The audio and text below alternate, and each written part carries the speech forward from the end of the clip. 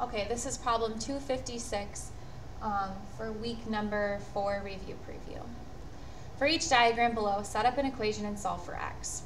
Okay, so they're telling me in this first one the perimeter is 76, and I know that a perimeter is equal to all the sides added together. So my equation is going to be 76 equals all the sides. So x, 2x, plus x minus 1, plus 2x, plus 2x minus 3. And then I want to combine like terms. So all the x's are going together. So that's going to be 1x plus 2x plus 1x plus 2x plus 2x. So 8x. And then all the constants go together. So -1 and -3 makes -4. And that equals 76.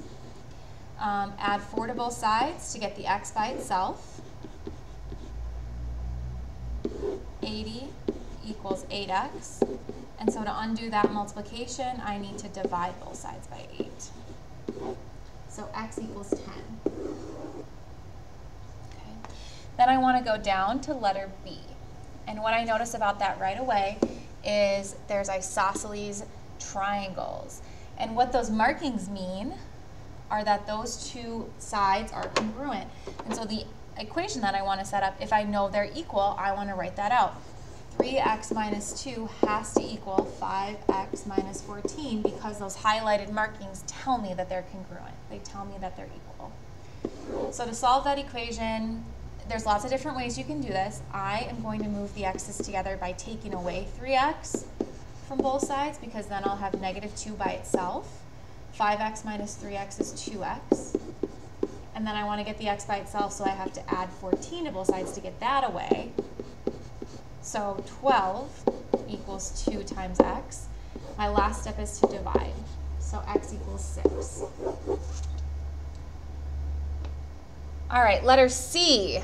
Letter C, I am noticing that it's a straight angle pair, okay? And every straight angle pair equals 180 when you add them together. And so 180 degrees has to equal 3x plus 20 plus 5x, okay? So 3x plus 5x is 8x. And that was just comes from combining like terms. And in order to get the x by itself, I'm going to take away 20 from both sides. So I have 160 equals 8x.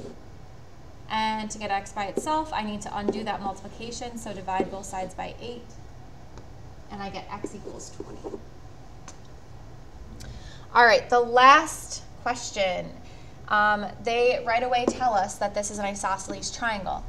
And besides having 2 equal sides, we also learned this chapter that every isosceles triangle has 2 equal base angles. So that means that we're going to set up the equation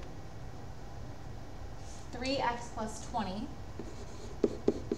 has to be equivalent or equal 5x because it's an isosceles triangle, so the 2 sides are equal and the 2 base angles are equal. So take away 3x from both sides because you want to get the x's together. 20 equals 2x. To undo that multiplication, I'm going to divide by 2. So x equals